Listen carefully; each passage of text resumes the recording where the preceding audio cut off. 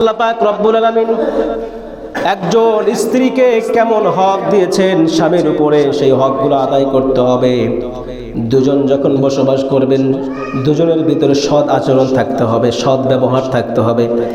সেই কথাটা আল্লাহ পাক সূরা নিসার 19 নম্বর আয়াতের ভিতরে বলেন, ওয়াশিরুহুন্না বিল মা'রুফ ফাইন কারিহতুমুহুন্না ফাআসা আন তাকরাহু শাইআ ওয়া জাআলাল্লাহু ফীহি খায়রান কাসীরা।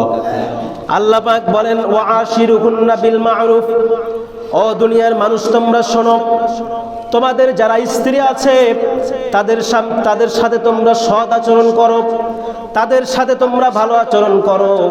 আল্লাহ পাক বলেন, ফাইন কারিহতুমুহুন্না ফাআসা আন তাকরাহু শাইআ, যদি তোমার স্ত্রীদের ভিতরে দেখো কোনো একটা বিষয় তোমাদের কাছে খারাপ লেগেছে, তাদের কোনো আচরণ তোমাদের কাছে খারাপ লেগেছে, বা তাদের কোনো কাজ তোমাদের কাছে খারাপ লেগেছে, এজন্য তোমরা তাকে খারাপ কোনো কিছু বলো না।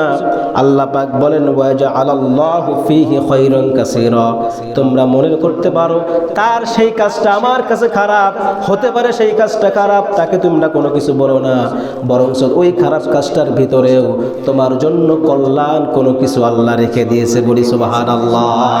আর একটু জোরে বলা যাবে কি সুবহানাল্লাহ?